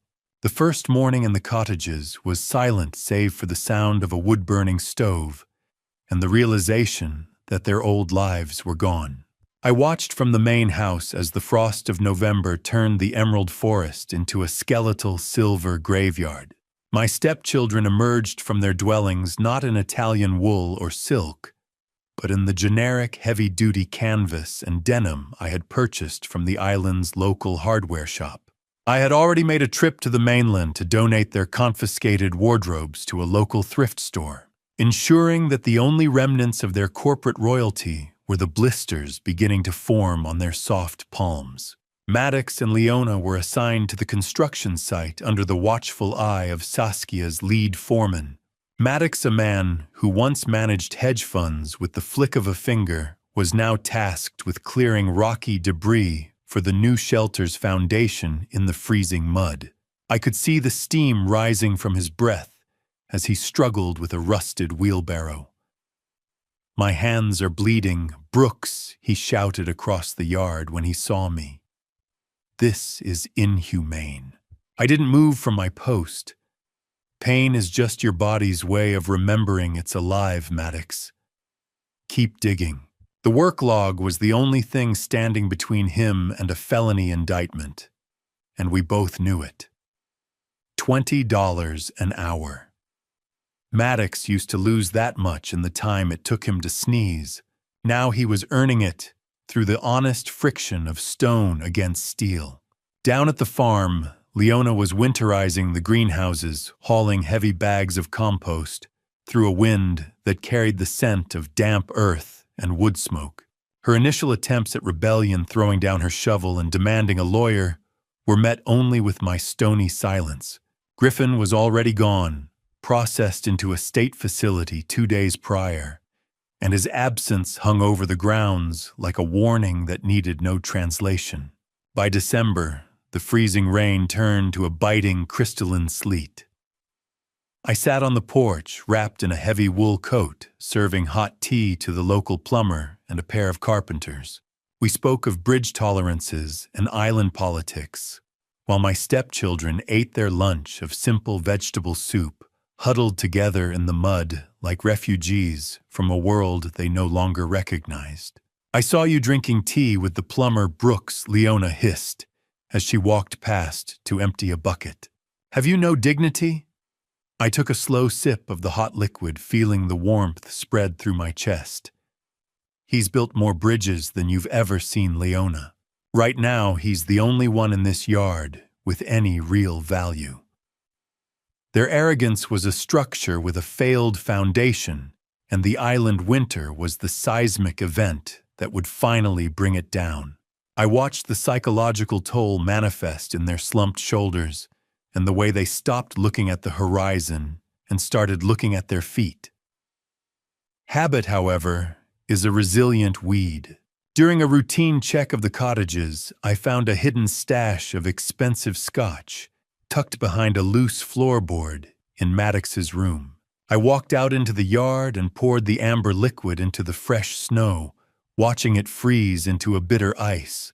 I looked up at the sky just as the first scream of the winter gale hit the windows, knowing the storm was only beginning. The snow piled up against the study glass, a white wall that felt like the final page of their old lives turning. Sloane didn't walk into the study with the clicking heels of a predator anymore. She walked with the heavy, silent tread of someone who had spent the last month counting her own sins in the dark. I watched her from my desk, noting the smell of cold, damp wool and the cheap institutional soap provided to the cottages that now clung to her skin. Her designer complexion had gone pale. Her hands were visibly calloused from weeks of greenhouse labor, and the arrogance in her eyes had been replaced by a hollow, searching look. Before she sat, I noticed a smudge of fresh soil on her knees. I had discovered earlier that morning that Sloane had been secretly using her limited free time to tend to Elena's memorial garden in the freezing mist. It wasn't an assignment. It was a form of private penance I hadn't expected. I sat in the corner of the room, a silent witness to her court-mandated teletherapy session. The blue flickering light of the laptop screen illuminated her red-rimmed, unmasked eyes as Dr. Aris, a clinical specialist from Seattle, began the interrogation. I wasn't trying to kill him. Dr. Sloane whispered, her fingers picking at the rough fabric of her work trousers. I just needed the timeline to move faster. The sterling legacy. It was everything. The doctor's voice was a sharp contrast to the wind whistling through the study's eaves. You were managing a death clock, Sloane. Own the term. Apologies are like bridge supports. If they aren't anchored in truth, they're just expensive pieces of junk waiting to collapse under pressure. I watched Sloane flinch at the words. She tried to deflect, pointing the finger at Griffin's intimidation and the crushing pressure of her mother's expectations. But the doctor remained unyielding. For the first time, Sloane had no PR spin to hide behind. The silence that followed the end of the call was absolute, broken only by the settling of the house. She cried. Not the I'm caught cry, the I'm empty cry. She sat there for a long time, her calloused fingers gripping the edges of the wooden chair until her knuckles turned white. Brooks, she said, her voice small and devoid of its usual silver edge. I remember 1977. I remember when you fixed that broken porcelain doll after Griffin threw it down the stairs. I haven't thought about that in years. I realized I can't remember the last time I felt like a human being instead of a shareholder. She looked at me, then her gaze direct and raw. I'm not saying this so you'll let me leave. I'm saying it because I'm sorry. Not for the loss of the money, for the pills, for thinking you were less than us because you worked with your hands. It was the first real word spoken by a sterling child in decades, a clumsy, unpolished admission that felt heavier than any legal document. But then her expression shifted, a flicker of the old fear returning. Leona and Maddox. They aren't like me, Brooks. They're planning to steal the USB drive during the spring thaw. They think if they destroy the evidence, the audit stops. I watched her walk back into the snow, her warning about the USB drive echoing in the quiet study, like the first creak of a failing timber. My heart was wary, but for the first time since I arrived on this island, it was also slightly hopeful.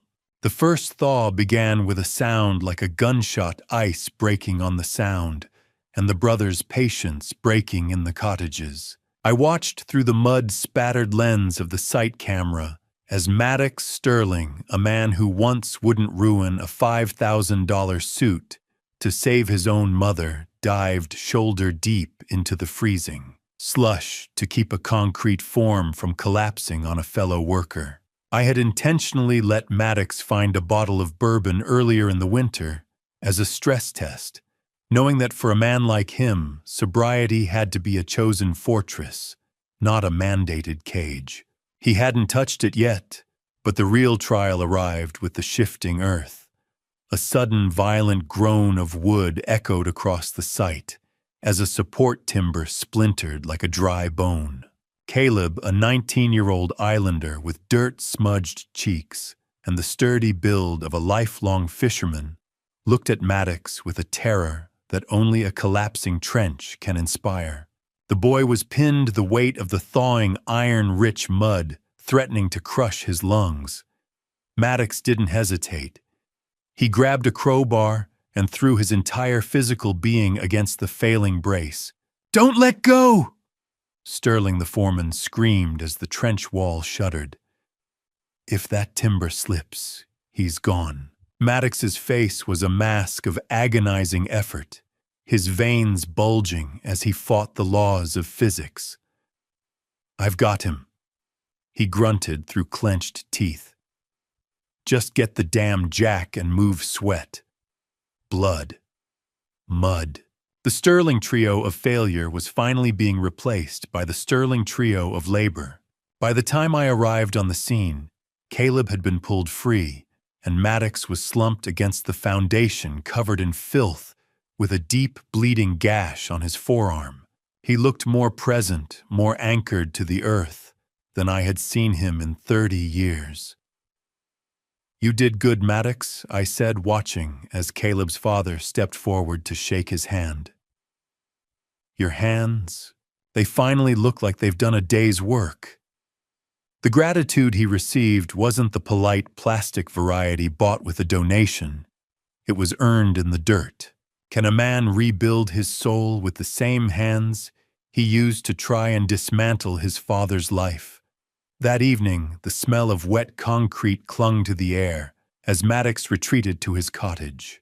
He was exhausted, every muscle a screaming reminder of his exertion. I watched through the window as he reached into the shadows for the hidden bourbon, his fingers trembling with the onset of withdrawal. He caught his reflection in the mirror. The mud and Caleb's blood still streaked across his skin. He stopped. "I don't need the ghost in the bottle to tell me who I am today," he whispered to the empty room. Caleb's father thanked me. He actually shook my hand. In a private, silent moment of transformation, he walked to the sink. The sharp, stinging scent of cheap bourbon hit the porcelain as he poured the amber liquid down the drain, accepting the tremors as the price of a real future. He was finally choosing the man over the heir. But the peace was short-lived. He reached into his pocket and pulled out a crumpled note Leona had slipped under his door during the chaos of the accident. It detailed a plan to sabotage the security server tonight, a final, desperate play for the drive. Maddox clutched Leona's note in his trembling, sober hand, the sound of the server room alarm suddenly echoing across the dark courtyard. The red strobe of the alarm cut through the mist, a warning light that the peace I'd built for the winter was officially over. I watched Leona through the study window as she knelt in the mud of the Victoria garden, her hands once manicured, to a porcelain sheen now stained with the dark, honest soil of Orcas Island. The alarm had faded into the quiet of a late spring morning, leaving behind a residue of cold clarity. Weeks ago, during that frantic server room incident, Leona had attempted to bypass the encryption to delete the evidence of her forgery. She had expected a digital firewall or a lockout. Instead, the system had simply displayed a high-definition video of Elena's final days. My wife had spent her last breaths looking into that camera, and Leona found herself staring into the silent, hollow eyes of the mother she had tried to defraud. The psychological weight of that gaze broke her more effectively than any prison sentence. "I didn't want the money tonight, Brooks," she had whispered, when I found her trembling in the server rack's blue glow. "I just wanted her to stop looking at me like that." I had told her then to stop giving her a reason to look away. I assigned her to the Victoria Garden, a plot of land named after Elena's mother, the very woman who had planted the seeds of greed in the Sterling bloodline. Leona was now literally weeding the legacy of the person who had ruined her family. A garden is just a slow-motion bridge. It requires the same integrity, the same constant inspection, and the same refusal to let the rot take hold. I spent the following month watching her from the porch, observing as she transformed from a predator into a caretaker. By mid-May, the garden was flourishing. I walked down the slope as the cool, wet feeling of the island mist clung to my skin, the air thick with the heavy, intoxicating smell of crushed tomato leaves and damp mulch. Leona was finishing a harvest of heirloom tomatoes and Victoria peppers, which glowed with a vibrant, almost neon violet hue against the dark earth. She didn't hear me approach at first. She was busy talking to the plants in a low rhythmic hum that reminded me of how Elena used to murmur to her binders in the study. Mud. It's the great equalizer. It doesn't care about your trust fund or your pedigree. I watched the way her dirt under the nails hands moved with a newfound gentleness, cradling the produce as if it were fragile glass. They survived the frost brooks, she said, standing up and wiping her forehead with a soiled forearm. I didn't think they would, but they did. I looked at the thriving rows of green and purple. You gave them a reason to stay rooted, I replied. That's more than most people do. She picked up the wicker basket, the wood creaking under the weight of the harvest, and turned to face me. The defiance that had defined her for 35 years had been replaced by something softer, something ancient. She held the basket out toward me, her eyes meeting mine without a hint of the old PR spin. "Here, Daddy," she said quietly.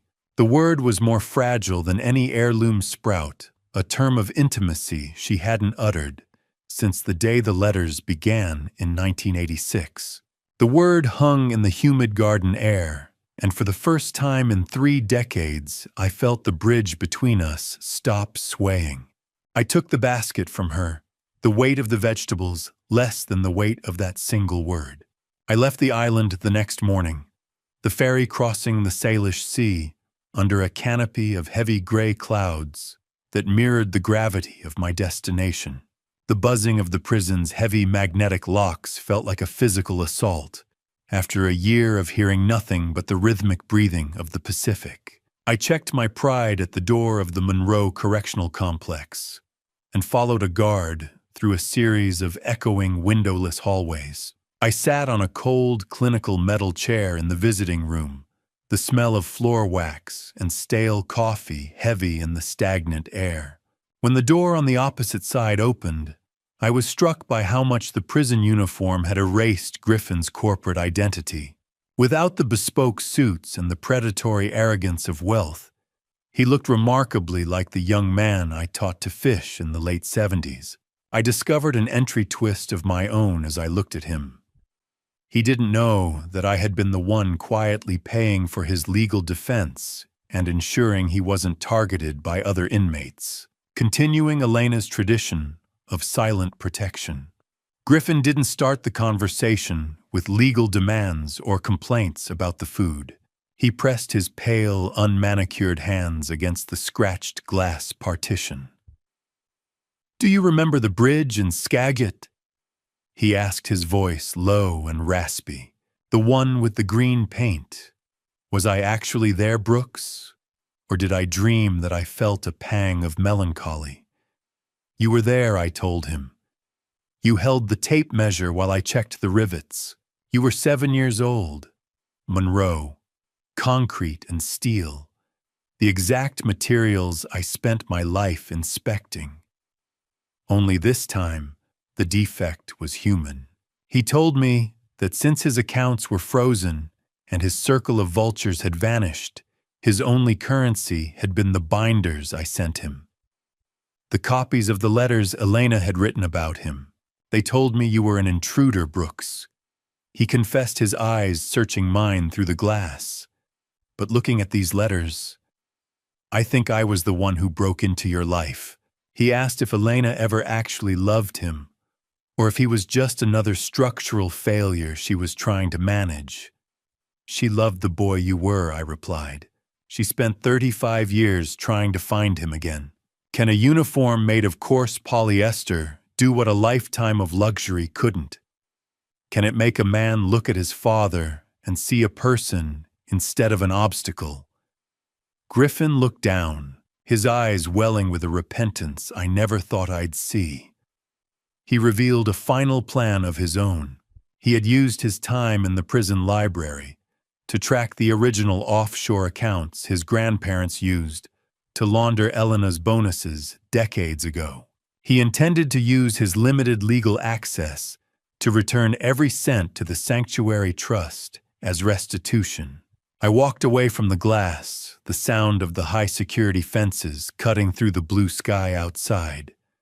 But when I looked back, Griffin wasn't watching the guards. He was staring at his own hands, the same way I used to, when I was trying to figure out how to bridge a gap that felt impossible. I saw the flash of the boy he had been before the greed took root, and for the first time, I didn't see a monster. I saw a man finally inspecting his own foundation. I didn't expect to see a line of cars winding up the forest road, but as the brass plaque for Victoria's Haven caught the afternoon sun, I realized Elena hadn't just built me a house. She'd built a legacy of survival. The golden light of the island dawn had matured into a rich, honeyed afternoon. I stood on the porch, watching the first group of domestic abuse survivors arrive at the sanctuary. The redemption contract I had forced upon my stepchildren contained a final entry twist they hadn't seen coming. They would eventually inherit this land, but only as joint trustees of the nonprofit. They could live here, they could work here, but they could never sell a single acre for profit. I watched Maddox, still in his dirt-stained work clothes, proudly showing a local islander the structural integrity of the newly finished wing. "The foundation is solid, Brooks," he called out to me with a grin that actually reached his eyes. I checked the load-bearing beams myself. In the kitchen, Leona was busy serving a meal entirely sourced from her garden. "Mother would have liked the violet peppers," she remarked as she set the centerpiece on the long oak table. "They're the heart of the harvest today." Even Sloane moved with a quiet, humble efficiency, handling the intake logistics with a grace that replaced her old corporate fire. The siblings were finally operating as a unit of service, fulfilling the spirit of their contract for the first time in their lives. "Is it possible to love the woman who broke you more than the woman who coddled you?" I saw the answer in the way they looked at the house, not as a prize to be won, but as a responsibility to be maintained. As the guests departed, and the air began to carry the scent of wet cedar and salt spray, the four of us gathered on the jagged cliff edge where the fieldstone house meets the Pacific. The sound of the waves crashing hundreds of feet below was a rhythmic, grounding thrum. I brought out the simple wooden urn I had kept in my study for over a year. Gray ash, salt spray, the end of a 35-year storm. I held the urn out, and each sibling took a handful of the gritty remains. Their tears were unforced, now silver tracks, on faces that had been hardened by a year of honest labor. "Go find your peace," Elena Maddox whispered, as he let his portion fly into the wind. "We've got the bridge from here." "She gave us back our souls, didn't she?" Sloane asked, her voice catching on the salt-heavy breeze. I watched the white dust catch the spray and disappear into the vast, churning Salish sea, finally completing the intent of that 420th letter. The taste of salt on the wind was sharp and clean. I felt a profound sense of closure, the weight of the past finally sinking into the depths. But as the wind shifted, catching the very last of the remains, I felt something hard at the bottom of the wood. I reached in and found a final 421st envelope tucked into the velvet lining, a letter Elena had hidden for the specific day she was finally scattered. It was tiny and salt-stained, but her handwriting on the front was as steady and bold as the day we met. I pulled the small message from the urn, the ink reading, "For the man who rebuilt the bridge." The final letter didn't feel like paper. It felt like a warm hand resting on my shoulder, one last tether to the woman who had spent half a century playing the villain to remain my hero. I stood alone on the jagged cliffside, the paper warm in my grip, as if it had been holding onto the heat of the afternoon sun just for me. I broke the seal and let Elena's voice into my mind one last time. She admitted that the hardest part of her 4-decade performance wasn't the public cruelty or the legal maneuvering, but the quiet moments in our Madison Park kitchen when she had almost given in to the urge to tell me the truth. She wrote about the connection a bridge facilitates, reminding me that the structural integrity of a family, much like the steel and stone I had spent my life inspecting, depends on the strength of its deepest foundations. I discovered an entry twist that made me weep. Elena had maintained a second secret sanctuary fund, specifically for Griffin's rehabilitation, a ledger of hope, proving she had never truly given up on her firstborn. "Forgive me for the silence," Brooks, the faded but clear ink, read. "I hope the island's music makes up for it." I felt a final total wave of forgiveness wash over me, not just for her, but for the man I was forced to be during those long, lonely years. "You did it, Elena," I whispered to the salt-heavy wind. "You brought us all home." He didn't look like a sterling anymore. He looked like a man. I walked back toward the house to find a familiar figure standing on the porch. It was Griffin, recently released on parole, after his tireless work uncovering the laundered funds and his service as a prison paralegal. The bespoke suits and golden watches were gone, replaced by simple, unbranded clothing that suggested a quiet humility. Without being asked, Griffin brought out a tray with 2 ceramic mugs. He walked with a meticulously silent respect, a mirror of the very role I had held for 35 years. "Black 2 sugars," he said, his voice steady as he offered me the coffee. "I haven't forgotten Brooks." I looked at him, seeing the strength in his eyes that had nothing to do with arrogance. How many years does it take for a son to learn that serving a good man is worth more than ruling a bad empire? He told me he wasn't here for the deed or the trust, but simply to help with the foundation of the haven. Then he delivered the final role reversal. Griffin told me that he had officially and legally changed his last name. He was no longer a Sterling. He was Griffin Brooks. He had chosen my identity over the toxic legacy of his mother's family, effectively crowning me as the father he finally recognized. The smell of freshly brewed coffee mingled with the morning air as the Pacific breathed against the cliffs below. I felt the warmth of the ceramic mug against my palm, grounding me in a reality I had once thought impossible. I took the cup from his hand, the steam rising between us, and for the first time in my life, I didn't see a bridge inspector or a butler in the reflection. I saw a father. We sat together in silence, the steam from our cups mingling with the island mist 2 men built on a foundation of letters.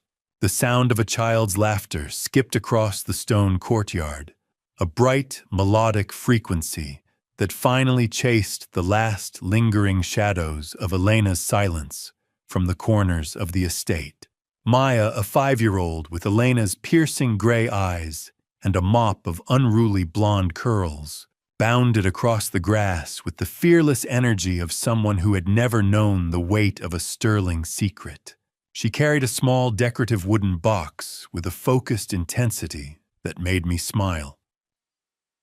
Sloane had arrived with her, but it was Maya who led the way to the slope behind the Victoria Garden where we were gathering. I discovered an entry twist that Sloane had carefully arranged. The box Maya held contained a few scoops of soil from Elena's favorite garden back in Seattle. We were here to plant a legacy orchard of Honeycrisp apple trees, one for every member of the family, and Maya wanted to mix the 2 worlds together. I watched Griffin, Maddox, Leona, and Sloane pick up their shovels. They didn't argue about who had the hardest ground or who was doing more work.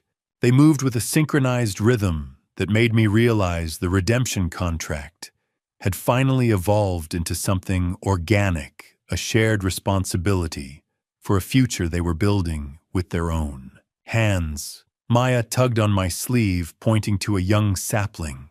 "Grandpa, will this tree grow as tall as the house?" I knelt in the fresh, damp earth, the smell of young applewood sharp in the cold air. "You have to pack the soil firm, Maya," I told her, guiding her small hands.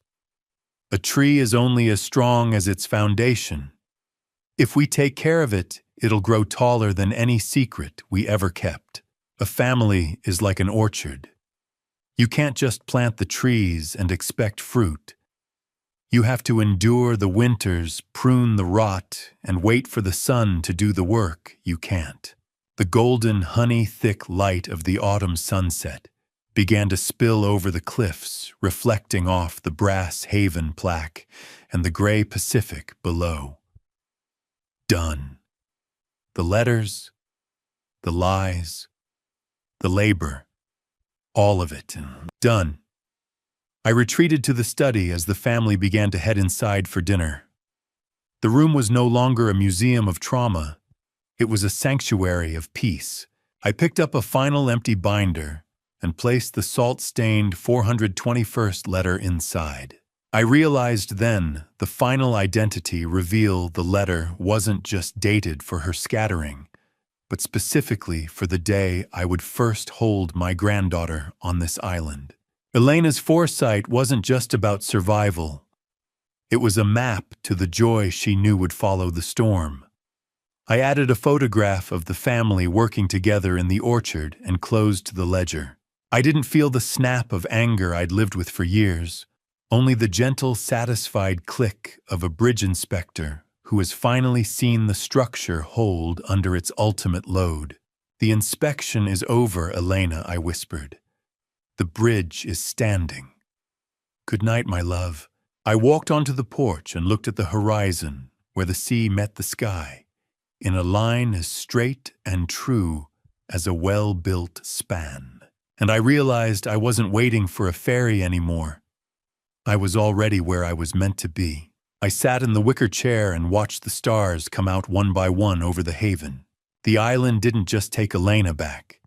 It had taken us all, smoothing over the jagged edges of our history until we were as worn and resilient as the cliffs themselves. I descended from the porch, my steps slow and deliberate, joining the family at the long outdoor table on the sanctuary terrace. The smell of roasted vegetables and sea salt hung heavy in the evening air, a perfume of hard-won peace. There was no butler tonight, no cold matriarch, and no desperate heirs, only a group of people who had survived a war of their own making. We ate in a shared silence that felt comfortable, almost holy, broken only by Maya's bright questions about the constellations. I watched Griffin now. Griffin Brooks pass a plate of warm bread to Maddox. "Pass the bread." Griffin Maddox said, his voice stripped of its old bite. "You earned the wheat this year." It was a simple gesture, but to me it felt like the final rivet being driven into a bridge we had spent 35 years building. "I think Mother would have finally liked the noise at this table," Sloane whispered, her eyes catching the reflection of the house lights. I realized then that my own journey had come to a structural resolution. I have secretly updated my own will to ensure that this island remains a sanctuary for all of them. But I've passed the legal stewardship to Griffin. He is the new inspector, now the one who will guard the foundation I spent my life fearing was gone. A sunset is just the earth closing a ledger for the day, and tonight the ink was finally dry. As the family moved inside to put Maya to bed, her melodic laughter echoing against the stone. Before fading into the house, I took a final walk to the very edge of the property. The rhythmic sound of the Pacific tide was a heartbeat beneath my feet.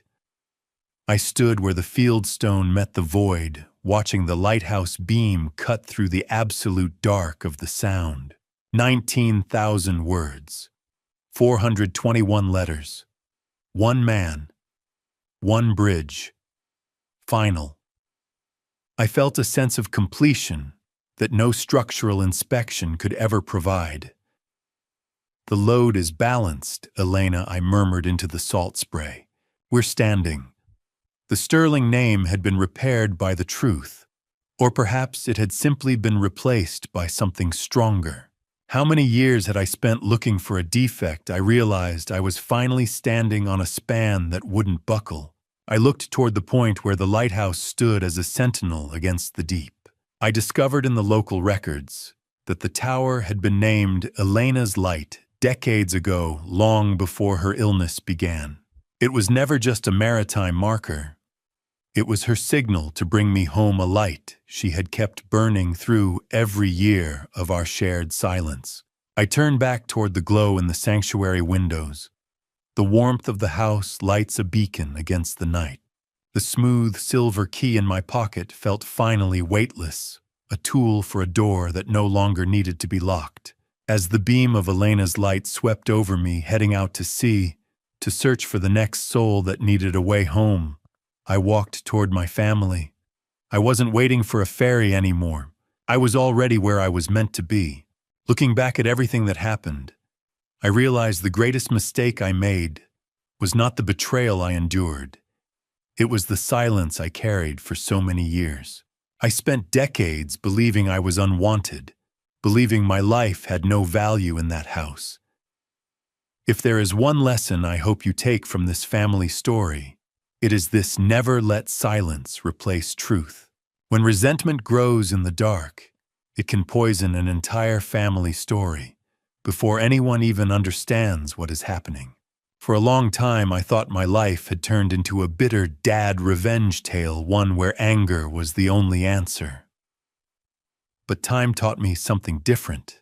What began as dad revenge eventually became something deeper: accountability, redemption, and the rebuilding of a broken family story. Sometimes justice is necessary, but revenge alone cannot rebuild a family. Real strength is choosing what kind of ending your dad revenge becomes. If I could speak to my younger self, I would say this: don't wait decades to ask difficult questions, and don't assume the worst about the people you love. Pain can blind us just as much as greed can. In my darkest years, when I felt abandoned and humiliated, I now believe God was quietly guiding the path that would eventually bring the truth to light. Thank you for staying with me through this entire journey. I'd truly like to hear your thoughts. If you found yourself in a situation like Brooks, facing betrayal and impossible choices, what would you have done? Your perspective matters to me, so feel free to share it in the comments. And if this story moved, you consider subscribing so you won't miss future stories. A gentle note: while this narrative draws inspiration from real social themes, some elements have been dramatized for storytelling. If this type of content isn't for you, that's completely okay. There may be other videos here that better match your interests.